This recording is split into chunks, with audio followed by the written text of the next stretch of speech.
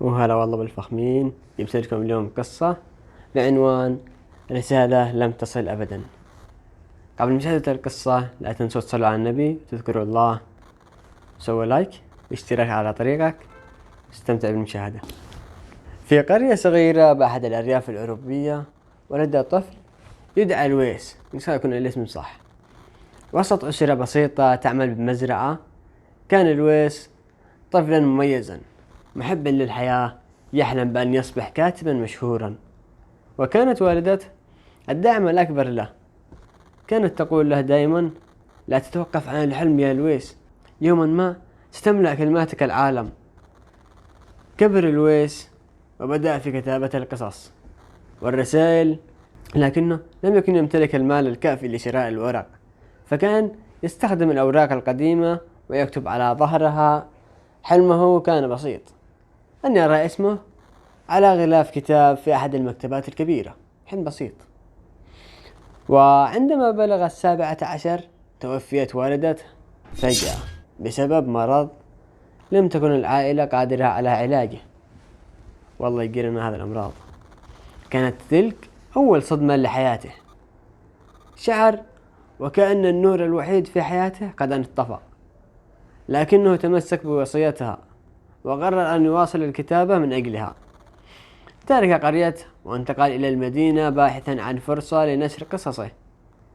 كان يعمل في مقهى صغير خلال النهار ويكتب في الليل على ضوء شمعة في غرفة ضيقة بالكاد تكفيه. أرسل مخطوطاته إلى العديد من دور النشر، لكنه لم يتلقى سوى رسائل رفض واحدة تلو الأخرى، الرسالة التي لم تصل أبدا. في أحد الأيام قرر أن يكتب رسالة إلى ناشر شهير، يعني أحد الكتاب المشهورين، يضع فيها كل أحلامه وآماله.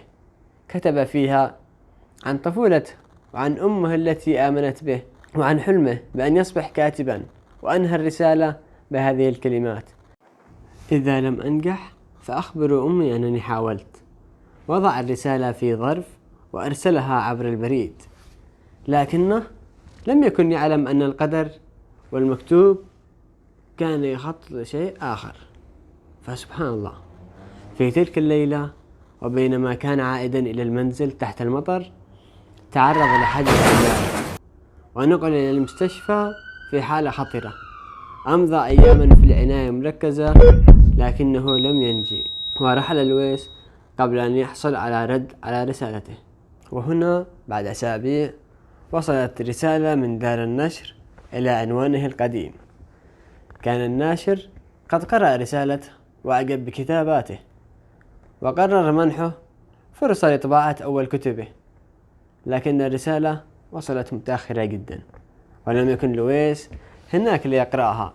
علم أصدقاء لويس بالأمر وقرروا أن ينشروا قصصه تكريما له، وبعد سنوات أصبح كتابه الأكثر مبيعا وامتلأت المكتبات باسمه كما كانت تحلم والدته دائما.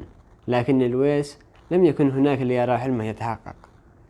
والخاتمة: أحيانا تأتي الفرصة بعد فوات الأوان، لكن القصص الجميلة لا تموت أبدا.